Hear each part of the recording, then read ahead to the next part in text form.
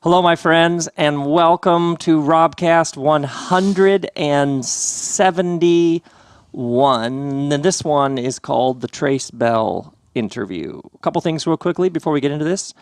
My next Largo show is November 18th, where I will be attempting a brief history of everything and anything, plus some other topics.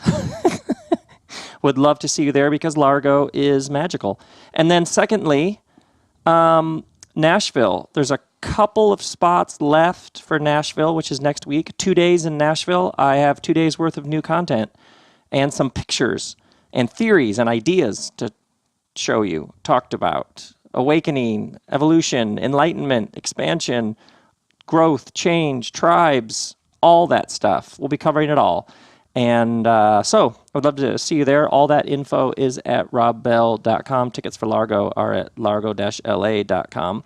But now today we have in the back house for his first appearance on the RobCast, my son, Trace. Welcome to the back house. What's up? It's good to be here. I think you walked 50 feet. Yes, it was a long journey to get back here. My son, Trace, is 19. I'm talking to you like you're not like sitting right here for some reason. Oh, I'm talking to them about you. Of course. And Trace, I have so much fun hanging out with Trace and talking with him. And the number of my friends who He's will come obligated over, to say that, by the way. the number of my friends who come over and then afterwards are like, seriously, it's almost like they say, it was nice to see you, but your son Trace, that guy is fun to talk to. So then the other day I thought, I should interview Trace, and I honestly didn't think you'd say yes. I think you'd be like, Dad, seriously? But you were totally up for it. Yeah, I'd love to. Okay, so Trace and I have, it almost feels like we have an unending conversation that gets interrupted by sleep and work and school and that kind of thing. So I have a whole list of topics here I'm going to interview you about, and Sweet. We'll just go at it, and then people... Yes, rustle some jimmies. Get some people worked up. Rustle some jimmies. Kristen Bell just showed up, and now we're both laughing already. Okay, so, Trace, let's go way back early 2016. The presidential primaries were just starting to crank. And I remember you saying, Dad, you have to understand that money is the central issue, and that if a candidate isn't owned by corporations, that will trump, and I'm kind of using that verb intentionally. No pun intended, yeah. Pun intended, or not pun intended. Right, exactly. Yeah. But I remember you saying to me, especially for younger people, if somebody isn't owned by corporate interests, that will be the decisive factor. Yeah. Way more than anybody realizes. And it turns out you were right. Yeah, I mean, it's huge. I think for a lot of people, it should be a deal breaker, actually, to a lot of people. I mean, if you have politicians taking money that leads them to conflict of interest once they get elected, I mean, it's one of the biggest turnoffs to everyone, to politicians in general. I mean, if you have someone taking money, that means they will represent the few, as in if they're taking money from corporations, they're taking money from really rich people. 0.26 of the population gives 68% of the money in politics. So whoa. 0.26% of the population. 0.26% of the population gives 68% of the money. And more money is being spent in politics than ever before. So this is like, it's kind of unprecedented, the levels of corruption and the levels of basically legalized bribery that we have, where politicians take money from interests that mean that they represent those interests instead of the people that are elected. And like there was even that study done by Princeton that was that found the U.S. actually operates more like an oligarchy than a democracy. And they had this is from that study. They said that their analysis indicates that economic elites and organized groups representing business interests have substantial independent impacts on U.S. government policy, while average citizens and mass-based interest groups have little or no independent influence. So this was a Princeton study that found we actually operate more like an oligarchy than a democracy. Our elected officials actually represent the rich and the elites and the corporations more than they actually represent the people. And I mean, it's one of the most concerning. I mean, they say money is the root of all evil, and money is the root of all evil in politics, and it's true. I mean, how many issues there's stuff we want that doesn't get done. You know what I mean? Because people represent. I mean, look at this. People like to cite that 90% of Americans support universal background check for gun sales. Hasn't happened. We can't get that through. 71% of Americans support raising the minimum wage. Can't get that through. 70% of Americans support the Paris climate deal that we just backed out of. 61% of Americans support marijuana legalization. 63% of Americans support making four-year public colleges and universities tuition-free. 52% of Americans support a single-payer healthcare system, which obviously most modern nations have some form of, and we don't. So, like, I mean, and there's just a few examples. I mean, you have so many issues in which the American people are in a consensus of, like, yeah, we want that, and we're like, no, we're not gonna do that. Like if 90% of Americans want something, the fact that like it doesn't get done tells you that the obstacle is directly connected with a small group of people with an inordinate amount of influence. Yes. It's politicians get in and they represent the people, the small people that backs them, and the donors, instead of the actual people, because that's where the power is. It's at the top. Okay, when did you first? I don't remember. What are your first memories of finding politics interesting, or caring, or becoming passionate? 2008. I was 10 years old in 2008, which was Obama versus McCain, and I remember being interested in that for sure. I remember being like as much as a 10-year-old could be, if that makes sense. So, do you remember when Mom and I took you to hear Obama? Yeah, I do remember that. Yeah, that was really cool. You know, I remember that was in a 12,000 seat arena. Yeah, is it Van Andel? And there were no screens, so we were way up high. So, and there was no show. Do you know what I mean? There was no projection of his image. He just walked in, came up to the stage, and it was like riveting, even from like the very back row. But I remember watching you at 10, you were glued to it the whole way through. Yeah. I mean, I think just seeing Obama speak, I mean, just how charismatic and like how compelling he was. You know what I mean? He just was amazing. And I remember like being aware of the differences between him and McCain. I remember thinking that was 2008. So yeah, and then I remember 2012. Mm-hmm. 2012, I was definitely interested in it. I remember that more so. I remember really analyzing kind of the difference between Obama and Mitt Romney, and I remember watching the debates. So it was kind of like the second stage. So I was kind of I had a general kind of idea. Yeah. I was kind of interested in it. Like I was probably able to debate it, but then this before 2016, probably around 2015, when I realized that it was going to be someone other. Obama was not going to get a third term. So we was going to be someone new. You know what I mean? It was going to be totally someone new. I remember being like, okay, this is really starting to get interesting. I remember learning about who might run for the Democratic primary, who might run for Republican primary. You know what I mean? I really started to learn about. Yeah. And you showed me a lot of these people. And when did you first sense? I've heard you say again and again. You always say it's the issues. Like with the Niger attack recently, the ambush. You always, in every discussion we're in, whoever's over at the House, you're always like, it's about the issue. It's about the policy, not the personality. Yeah, I just think that the personalities of politicians dominates the conversation much more so than the policy should. Like we've a lot of people, and it's kind of human nature. We follow the charisma and the personalities more than we actually follow the policies and the voting record and the interests. Like, I just think it's so crucial that we all look at the policies and whatever you think about, if you're pro-life, pro-choice, you know what I mean? Like, it doesn't, whatever your beliefs and whatever your policies are, you have to follow those policies, which then leads you to the politicians, instead of following the politicians, which then leads you to the policies. Tell me, I remember recently your hot take on the Niger ambush was a classic example of all of this getting confusing. What bothered me so much about the story was we find out that an American soldier dies in Niger. Yeah. And then Trump is then disrespectful to the widow of the soldier that died. I got that story correct. And there's controversy about what happened in the phone call between him and the widow. What dominated the storyline that dominated what happened was how disrespectful Trump was to this widow. And it's like, and I'm not defending him at all. He was totally disrespectful, and he was complete, like he acted like a complete buffoon and the idiot that he is. But which shouldn't be surprising to anyone. But what bothered me so much is we find out a U.S. soldier dies in Niger, if you want to be an intellectual.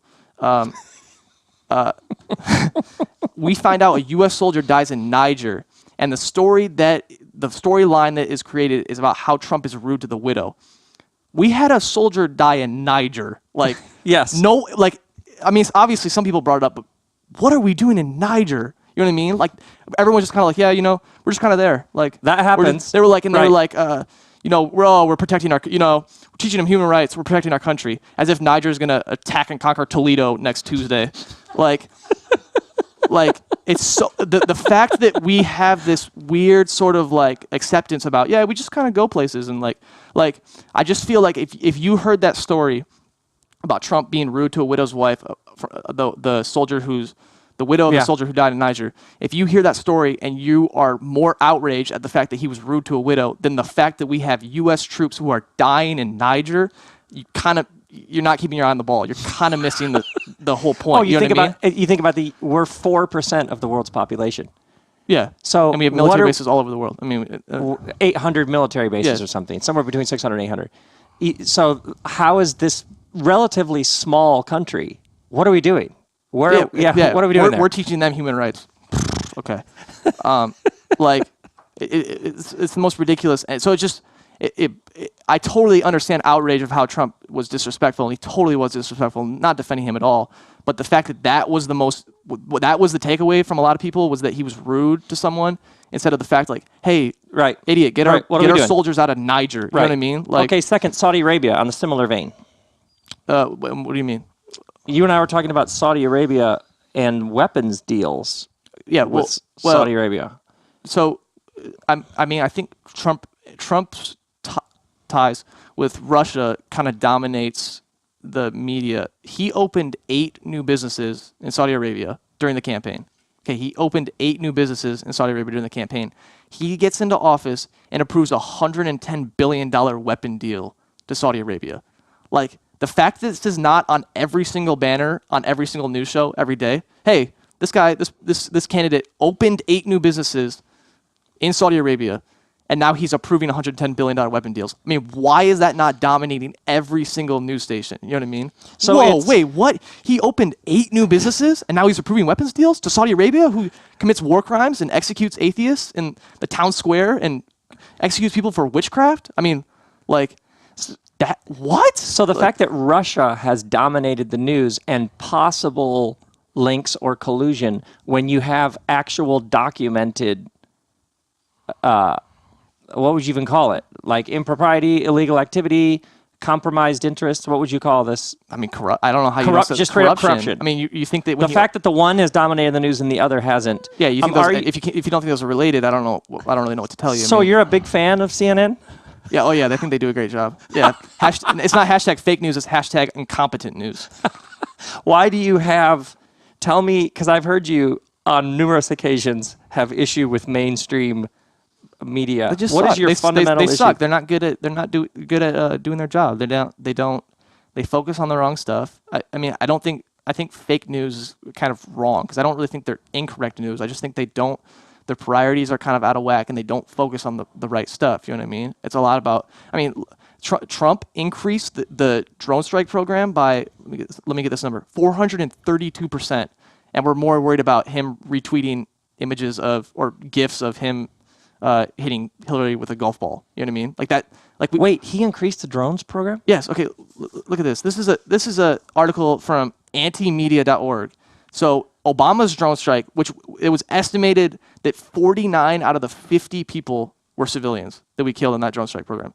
The report came out in 2015 that 90%, this was the report So there was estimated that 49 out of 50 people were civilians. Then the report came out that up to 90% of the drone casualties were not the intended targets. So we're hitting civilians, and we have a drone program that hits 90% of the wrong people. And this is corroborated and documented. This is legit. Okay. Yes. Trump increases that drone strike program 432. It said that Obama was approving one. He was approving one about every 5.4 days, and Trump's doing one every 1.25 days. So the fact that Trump increasing our basically illegal drone strike program 432%, the fact that that is not on every single banner 24/7, you know what I mean? Why doesn't that get covered? That's huge. It's just because it's just kind of accepted. I think it just is like, oh, we just kind of go. It's also interesting. We just kind of go and kill the bad guys, and if people die, and that's just how it is. It's interesting how drone strike.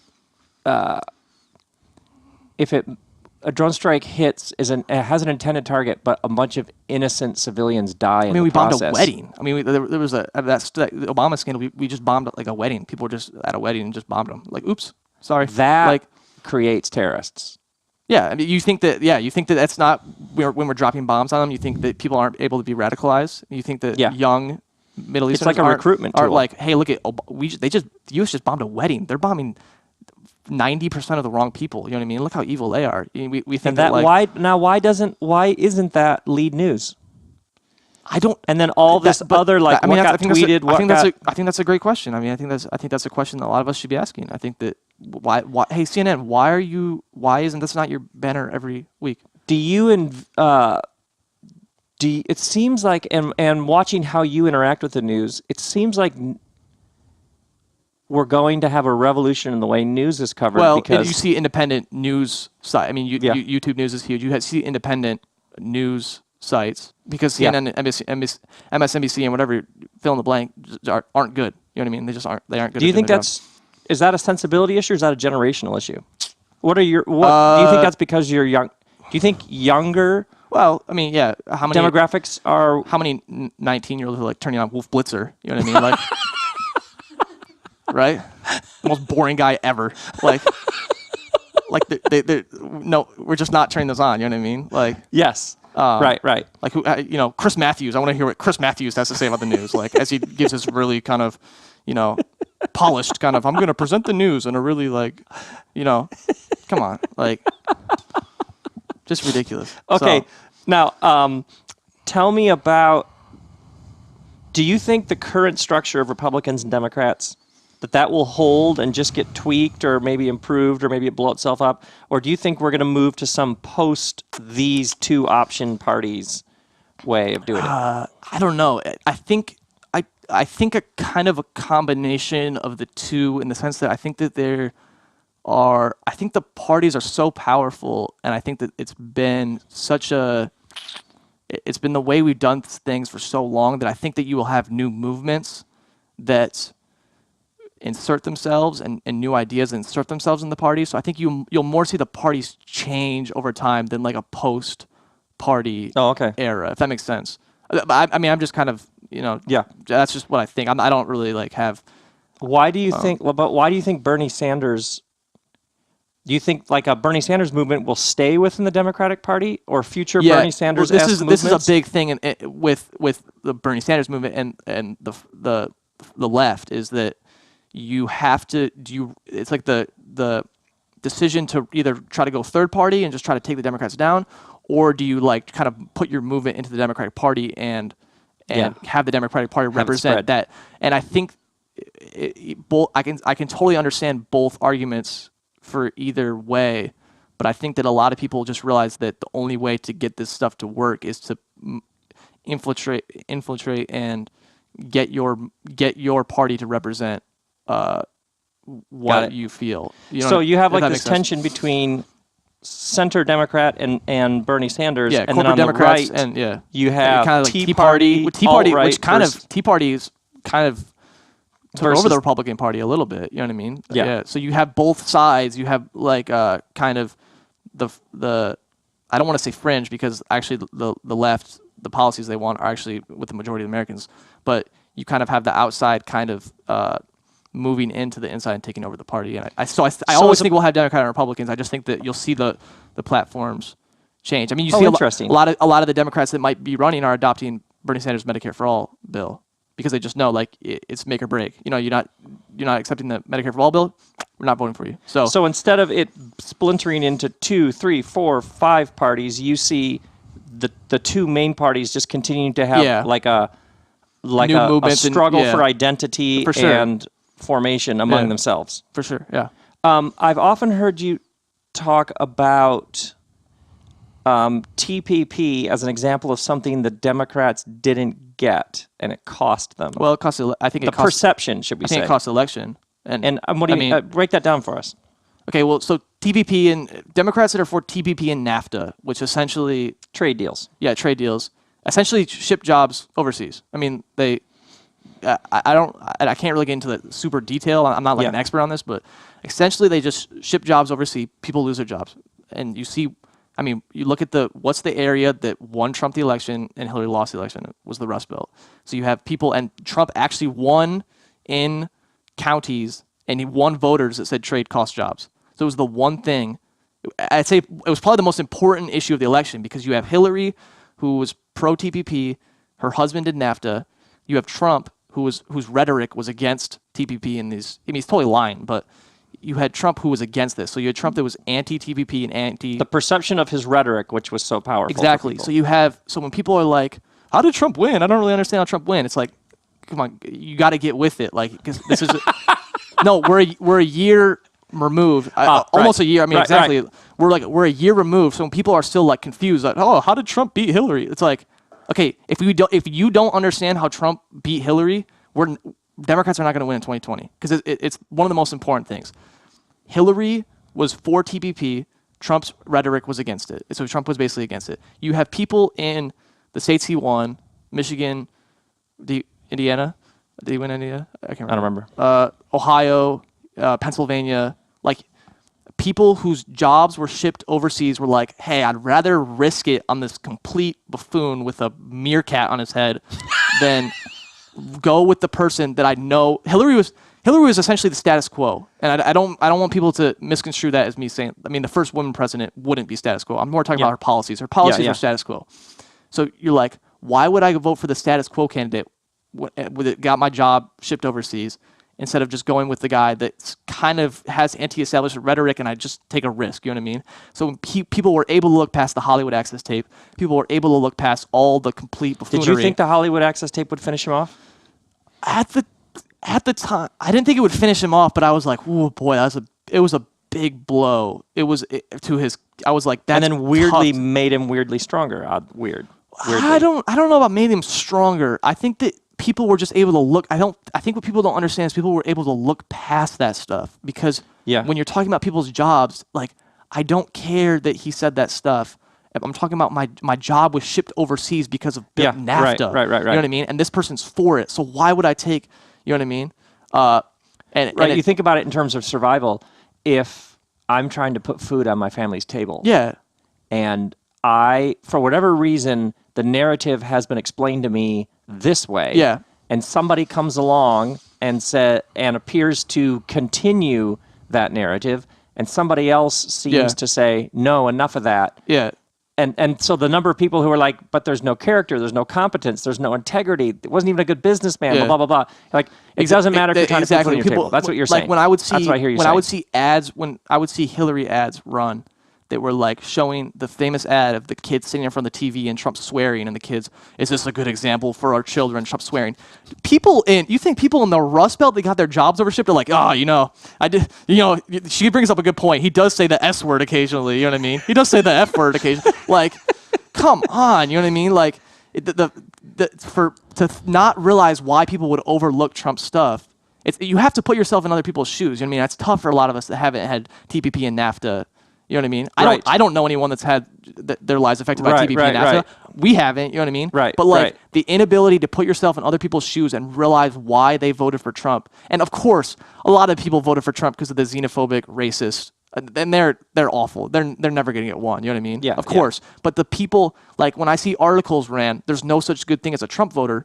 You're trying to lose 2020 if you run articles like that. You know what I mean? You want Trump for 8 years if you're writing articles like that. Because if you demonize every single person that voted for Trump and not put yourself in their shoes and understand why they voted for him, you're never going to win them over, and you're going to lose every election. You know what I mean? Yes. Because you're insulting them. You know what I mean? How about we focus on the issues and realize why they did that? And how about Democrats realize, hey, maybe we shouldn't be for TPP and NAFTA. You know what I mean? Like, wacky idea, I know, but maybe we shouldn't be for the policy that literally lost us the election, or one of the policies, the most important policy that lost us the election. But just that inability to have some introspection and look at that and use that information moving forward is so scary to me, because it just... How do you...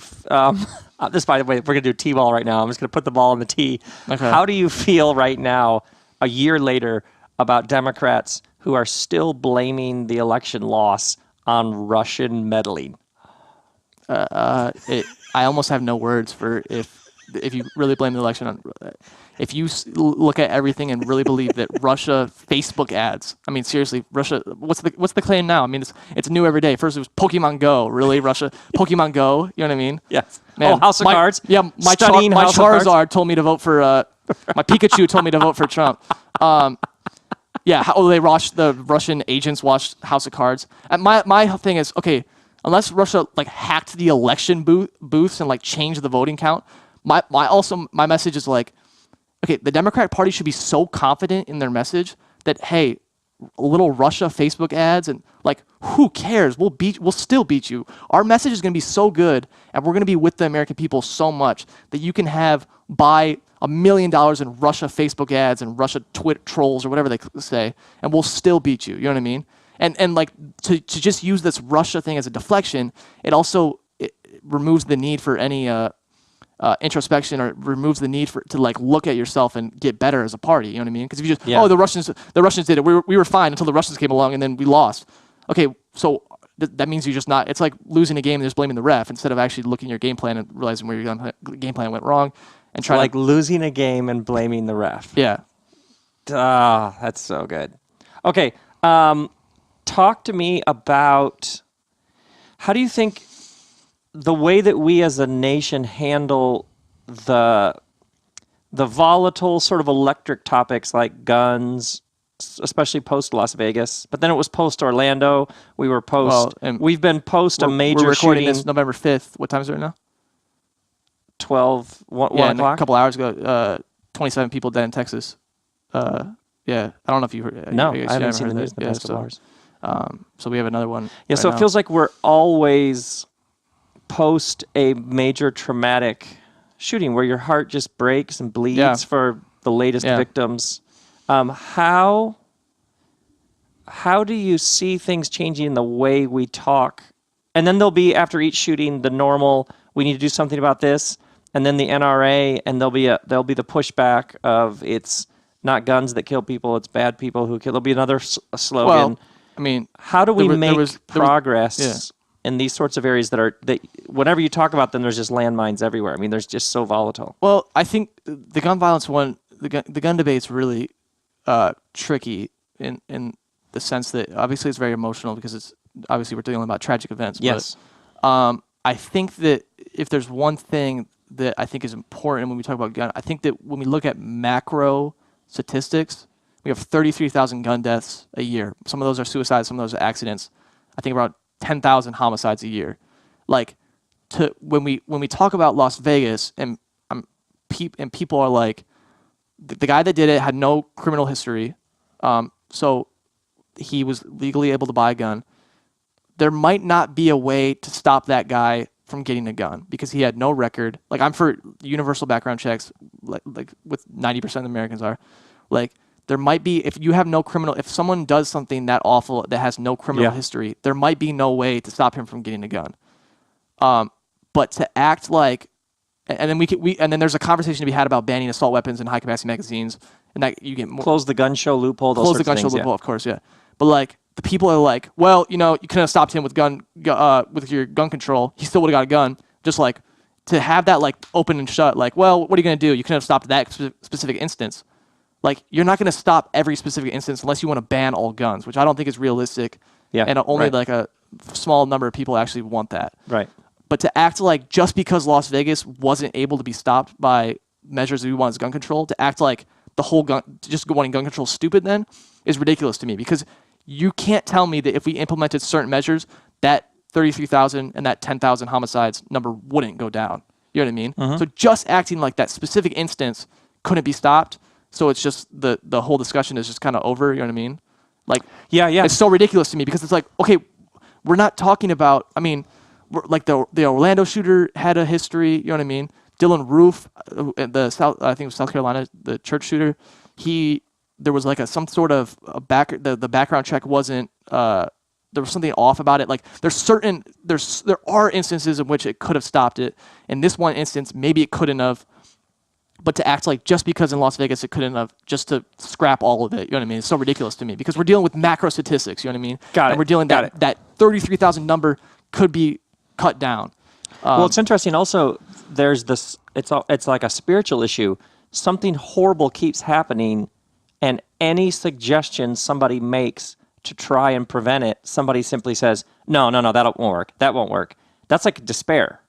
Yeah. We're essentially saying we're helpless. This is just what it means to live in. Well, and I think there was the Harvard study that more guns equal more gun deaths. Places where there's more, and you can use your little, like, there's specific little like anecdotes, like, oh, Houston versus Chicago. You know, Chicago has tougher, whatever. But like we're talking broad sense. More guns equals more gun deaths. Well, you just think about globally, Americans have more guns and we have more shootings. Yeah, so I mean, so that data seems fairly straightforward. That number never going to be zero. You know what I mean? We're never going to have zero gun deaths. But to just act like we have 33,000 should be an unacceptable number. And I know it's tough to talk about like acceptable numbers of gun deaths, because that just sounds awful. But, right, it's a weird sentence. Yeah. But just like there are certain things that could bring that number down, and it's like the fact that we're not really working and we can't get stuff passed that would bring that number down is kind of disheartening, I think. I totally agree. Okay, now a couple of things about the news. How do you feel about somebody who says, "I'm tired of the circus. I'm turning off the news. I don't care. I'm just checking out"? Yeah, I've heard this where people are like, "Oh, I'm taking a news hiatus. I don't pay attention to it. It's too disturbing." I kind of have like a weird. I think that you should, if it's affecting your mental health, you should always put your mental health first. So like, if the news is literally affecting your mental health and affecting how you go about your life, yeah, maybe you should take a break. You know what I mean? Mm-hmm. But it's just such a weird reaction to me to like see all this awful stuff going on and see all this important stuff that affects some people's lives. And just to be like, nah, I'm just kind of turning it off. I'm not really, like, what a weird position to be in which you can just be like, nah, I'm not really going to pay attention to it. It's almost like what an amazing luxury. Yeah, that somebody could be like. I don't know. It just seems like you at the moment when we need your vote, your voice, your engagement more than ever. Yeah, and I'm not saying you need to go out and be like you could literally just check out. I'm not saying you need to go out and be like the number one activist, but just to like kind of block yourself out, like, oh, I'm not going to pay attention to that. It just is weird to me, because it's like we're talking about like stuff that we're talking about the world here. You know what I mean? The stuff that healthcare, violence, you education. should care about this. You don't need to be an expert. You should care about this stuff. You know what I mean? Okay, like, what do you say to the person who,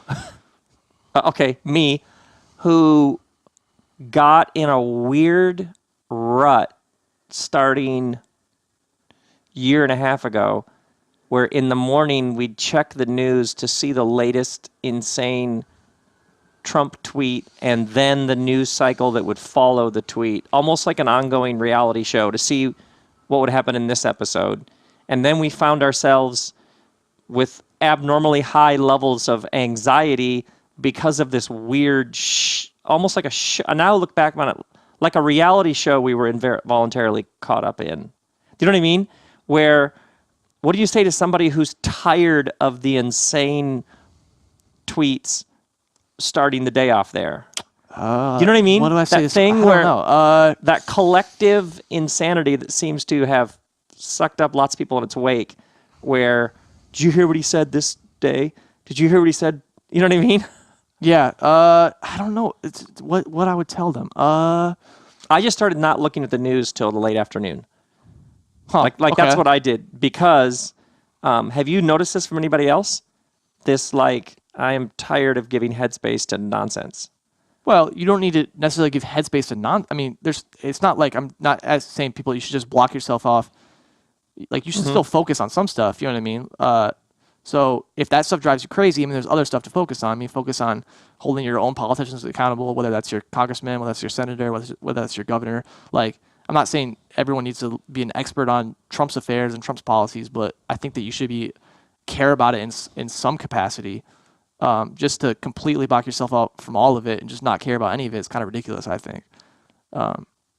Yes, totally with you. Now, next point.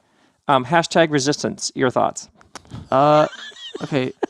I'm laughing already. Hashtag resistance needs a makeover a year out. Hashtag resistance. I don't. Well, first off, they kind of they kind of become a parody of themselves in a lot of ways. And I think that you should resist Trump. We all should dislike Trump. We should dislike him for his policies, and we should dislike him for what he's doing. And the fact, I feel like so much of the Trump stuff is dominated by his behavior, his demeanor, his decorum. You know what I mean? Who he attacks when he tweets. Like, the resistance has to be more than we don't like Trump's behavior and we don't like how Trump talks to people and how Trump's disrespectful to people. You know what I mean? We have Jeff Flake is an example of that. Jeff Flake does a speech, resigns. Congressman from Arizona. Okay. Yeah, Jeff Cornflakes. Jeff Cornflakes does a speech about how he's leaving the Senate, about how he can't take it anymore. And people are like, "Oh, Jeff Flake, welcome to the resistance." Yes, Jeff Flake. Jeff Flake voted with Trump 90% of the time. So the resistance is made up of people. You're allowing people in the resistance that voted with Trump 90% of the time. Like, what is Jeff Flake resisting? You know what I mean? What is the resistance resisting? George Bush does a speech in which he vaguely kind of condemns Trump. Now, without mentioning him. Without mentioning him. By the way, if you're gonna take shots, name him. Okay, stop being weak. He takes shots. He takes these vague shots at Trump. 51% of Democrats now have a favorable view of of Bush. Okay. George Bush cannot be in the resistance. You know what I mean? Like, certain members of the resistance, because what are you resisting at that point? You know what I mean? Yeah. We're talking about a guy that invaded the wrong country and killed 200,000 Iraqi civilians. Like, that guy is part of the resistance, a guy that voted 90%. Like, the resistance has to be more. The resistance has to be, hey, Trump, get rid of the drone strike program. You increased it 432%. Hey, Trump, you just repealed the Clean Water Act, which allows... that one's devastating. People to pollute the companies can pour pollutants like and the toxins resistance into has waterways. to be more than like, this guy really ruined the decorum of our political process. You know what I mean? He really is disrespectful. Like, you think about the resistance. What are those companies that will now be dumping toxic chemicals into waterways? Show us the pictures of the water being dumped. This is what we're resisting. You have to have your policies that you're for, and you have to have your principles that the resistance is based off of, instead of just, we don't like Trump, and anyone that doesn't like Trump is part of the resistance. It has to be stronger than that, because it's just, what is it? You're just anyone that's against Trump? I mean, but there's a lot of people that are against Trump that are also bad people that do bad stuff. So it can't be just you're against Trump, and then it just turns into like, we don't like how Trump attacks Morning Joe hosts on Twitter. We don't like how Trump retweets offensive images. Like, come on. Trump increased in Syria, Afghanistan, and Iraq after he said he wouldn't. After he had a non-interventionist. Yes. This is a guy that advocated during a Republican national debate that we had to bomb the families of ISIS. He essentially advocated for terrorism during a national debate. And like, the resistance is like, oh, Trump said something mean about so and so. Trump, you know what I mean? Like, come on, like there's so much hit him substance. on what, exactly. Hit him on the substance. Hit him on what matters, and you have to exclude certain people. Hey, George Bush, go away. Hey, Jeff Flake, Jeff Cornflakes, go sit in a corner. You know what I mean? You voted with him 90% of the time. Get out of here, you loser. You know what I mean? Like, you don't get to vote with somebody 90% of the time, and then no. So it's substance, how you vote, the policy. It's interesting to me for you. The natural state of politics is significant discussion about substance and policy. It has to be. It has to be. Yes. What most of the public, when they hear the word politics, think about is this whole world of theater and distraction from the actual serious issues. No, it has to be. These are people that represent these are public servants that represent the public. They are supposed to represent what we want. It's a democracy. These are elected officials that we elect that do the things that we want, and they represent us. Okay, representing us is implementing certain policies and doing certain things that we want. It can't be about, this guy's he's a leader. This guy, he gave a great speech. This guy has a lot of charisma. No, it has to be about what they want, what they're going to do, how they're going to implement that. You know what I mean? Their voting record, who they're taking money from. Okay, on that just to follow up on that, how do you feel about people who, in response to Trump, say things like Tom Hanks 2020? Okay, or some other, or The Rock, Tom Hanks, or Tom Hanks 2020, Beyonce 2020, The Rock 20, fill in the blank. Okay, this is the prime example of people not doing what I just said. Is where you just I like this person. They could run in 2020. Because of their personality. Do we know anything that Tom Hanks wants to do? Do we know anything that the Jimmy Fallon segment where the Rock comes on, they talk about running for president. People are cheering and clapping about the possibility of the Rock running for president. And nothing against the Rock. I mean, he's a smart dude. He's a funny dude. But we don't know any. The Rock hasn't said any. Is the Rock for raising the minimum wage? Is the Rock against TPP? Is the Rock, does the Rock want to bring our troops out of Afghanistan? We don't know anything about the Rock, and we're like, oh, great, the Rock could run for president. We have to be better than that. And it's not like just because they're a celebrity doesn't mean they could be a good politician. If one of those people we mentioned came out and were like, oh, I'm for this, and this, and this, and it was fantastic, I'd be like, oh, great, you know what I mean? They're actually about but when you hear about someone you like running for president, but you don't know anything about them and you're automatically excited, we have to hold people, we have to have higher standards than that. You know exactly. what I mean? The response to bad celebrity president can't be good celebrity president. And the argument, well, he's better than Trump. Yeah, go get your dog, you know what I mean, from the backyard and put him in that's not a convincing argument. You know what I mean? He's better than Trump. Anyone's better than Trump. You go get any random guy off the street and put him in president. I'm sure he'd be better than Trump's been in this past year. You know what I mean? So that's not convincing. You know what I mean? That's not a good argument.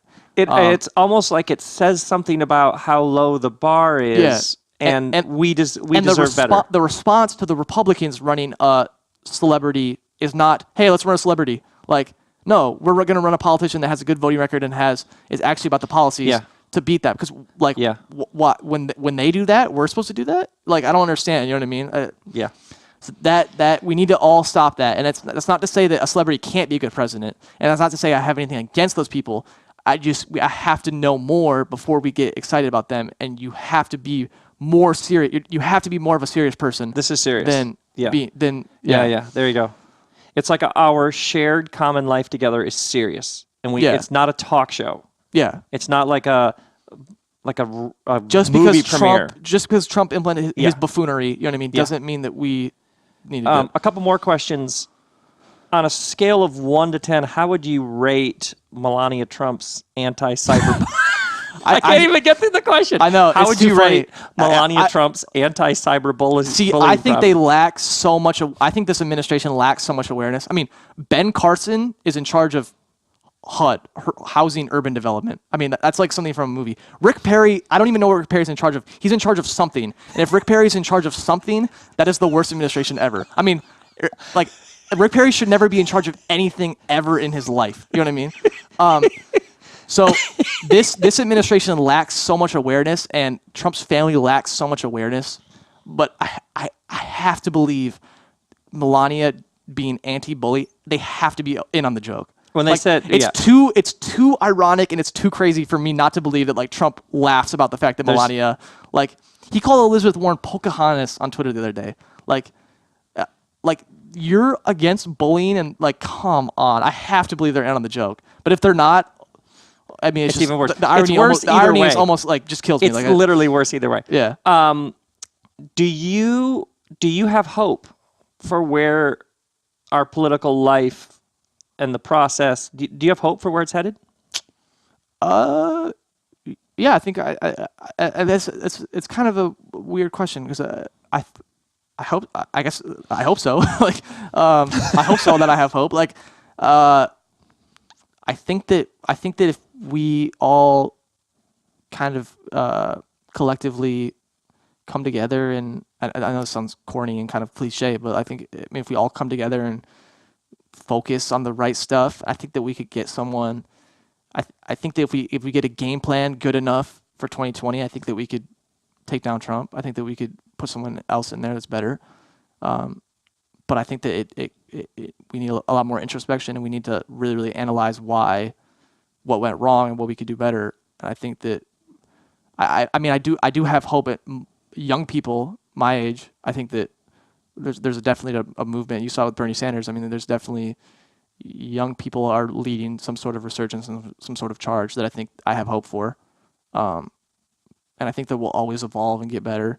I think that Trump seems like a step back, and it kind of is a step back, but just because there's one step back means that all this progress is just kind of gone is wrong. I think that there's some ways we can improve. So I don't want. I mean, Trump's super discouraging, and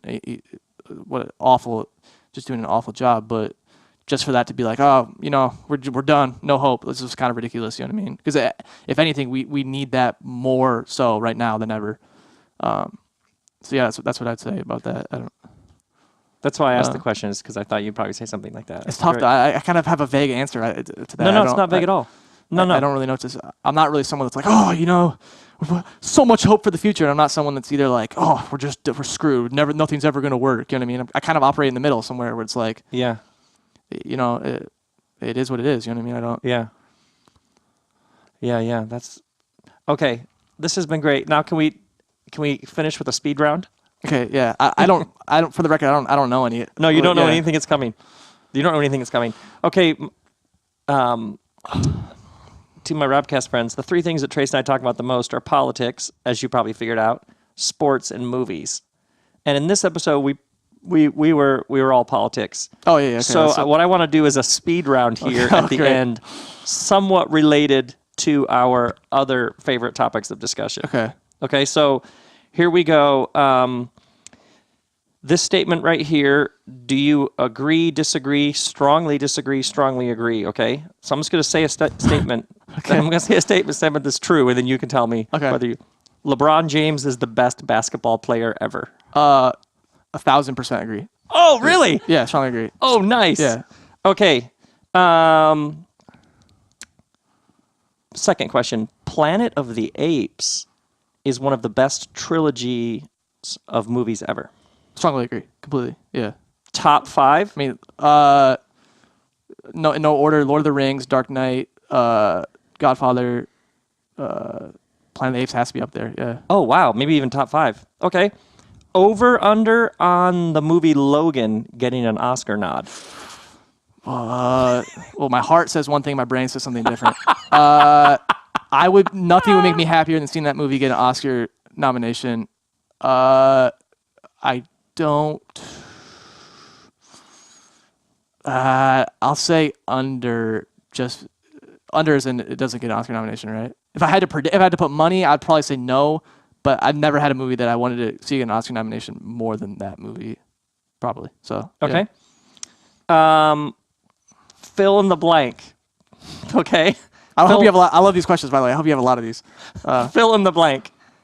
The New England Patriots are. The most annoying sports team I've ever had the displeasure of viewing and experiencing in my life. That's my least favorite sports franchise ever. Okay.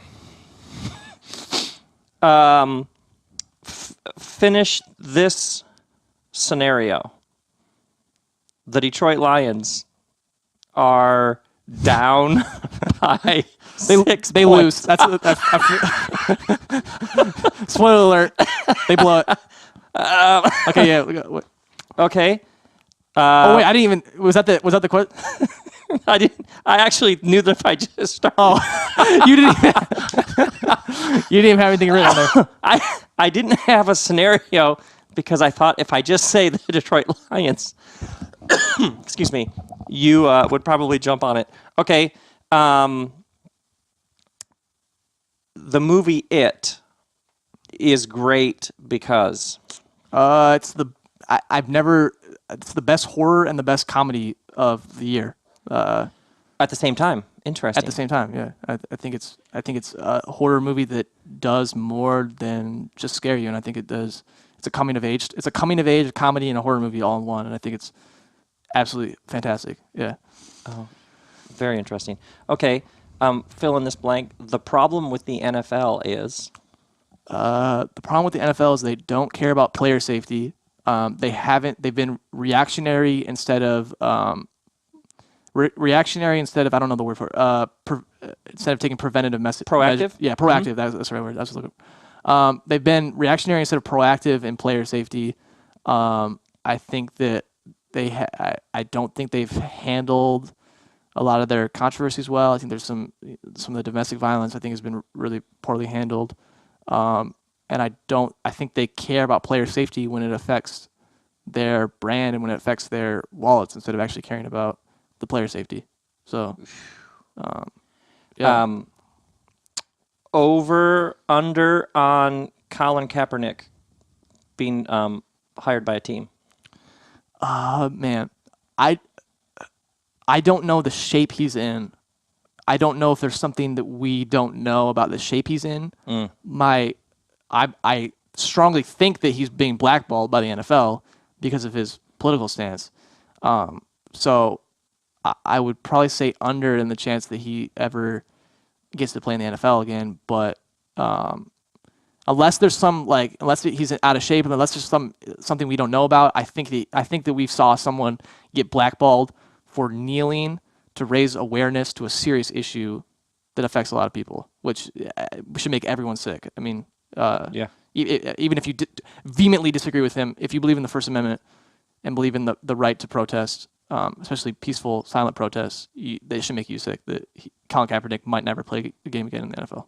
Well said. Well said. Okay. Finish this sentence. Oh gosh. Okay. Tom Brady will play football until. I think this is. Well, I don't know. I don't want to say that. I don't know. The NFL is so tough because any play can take you out, can end your season. So I mean, obviously, I hate the Patriots, but I would never want to see anyone get seriously injured. But I think he has guys drop off and quarterbacks drop off when they get in their 40s. I think he plays. I think he finishes this year, and I think he maybe plays next year. I don't think that. What did he say? You want to play till he's 45? I don't think that'll happen. Okay. Okay. Agree.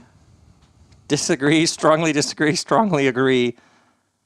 Kyrie Irving is a flat earther because he's just trying to mess with us. Oh boy. I think Kyrie Irving thinks he's way smarter than everyone. And I think he's a flat earther because he thinks that's some sort of heightened intellectual kind of Oh, yeah. You and I have talked about this. Smarter than everyone kind of thing, when it's the most idiotic thing anyone could ever think, ever. So I don't know. I don't know if he's messing with us. If he's messing with us, he's done a great job at it. But if he's not, then, boy, I mean. Okay, best sports game you've ever been to? Oh, best sports game I've ever been to. The Packers 49ers at Candlestick was pretty epic. Oh, game one? I can remember yeah. I can remember a Lions Packers in which Lions squeaked the victory out 7-3. Thanksgiving Day, right? Yeah. In Detroit. Even though that's the worst scoreline ever, that game it had a ton of energy at it. Was that the Thanksgiving game when Nickelback was the halftime entertainment? No, that was a different game, but Nickelback got booed. That was pretty hilarious. Deservedly so. Okay. Two more. Agree or disagree? The best Batman ever was Clooney. I might just walk out of the back house right now to have the gall to even ask that question. I mean, No, the best the best Batman of all time is Ben Affleck, and Wow. that's not really Christian Bale's fantastic, and Michael Keaton are fantastic, but I genuinely don't understand anyone that doesn't think Ben Affleck's the best Batman of all time, which is a hot take to a lot of people, but that's not a hot take to me.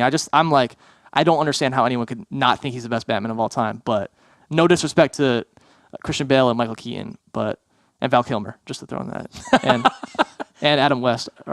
Okay, but 2 more. Agree or disagree? Strongly agree, strongly disagree. The NBA season isn't long enough. It should start on Labor Day. Oh man, yeah. The NBA needs to, like we said, needs to start on Christmas. The fact they play the NBA in October and November, and 14 people watch those games, it makes me so mad. They I don't know why they have an 82 game season. It's completely ridiculous. They need to start in Christmas. Anyone that says it needs to be started on Labor Day needs to be slapped in the face. Okay, and then one more. The new Justice League movie will have a blank Rotten Tomatoes rating by the end of the first week. Prediction. Oh my gosh. 62. Oh, really? Yeah. I honestly, I have no idea, because Batman vs Superman was like a 27, got killed. Wonder Woman, whatever, had like a 93. So with DC, honestly, I have no clue. You know what I mean? Yeah. I hope it has 100%. But I guess I got to shoot somewhere in the middle, because I honestly have no idea. You basically took the mean of the yeah, two I guess previous so. Yeah, ones. without even thinking not about even it. that. I don't even know what the mean would be. think that no, you did actually. I think roughly. it will be liked but not loved. If Oh, I'm interesting. Yeah. But hopefully I'm proven wrong and it's loved. There. That was the end of the speed round. That speed round was actually probably my favorite. Actually, I talked about how important policies are, but the speed round was actually probably my favorite part. I had all this like whole thing about how important politics are and how important policies are. Then I'm like, oh, speed round was so much fun. Forget that. So I guess I got some work to do too. So. Oh man. Well, I'm so glad you said yes. Of course, yeah, it was a ton of fun. To come get interviewed. At some point, maybe I'll formally ask you to become a new special political correspondent to the RobCast. You know what I mean? Like, we're going live to Trace Bell in the front of the house, who is currently watching Don Lemon on CNN. I'm trying to think of some analogy between some person. Like, I can't come up with anything. Like, well, thank you. Yeah. All right, my RobCast friends. That is my 19-year-old son, Trace Bell. And one footnote: I am Robert Holmes Bell Jr. My dad is Robert Holmes Bell Sr. Trace is Robert Holmes Bell III, and Spanish for 3 is Trace. So that was Trace spelled Englishly. Grace and peace.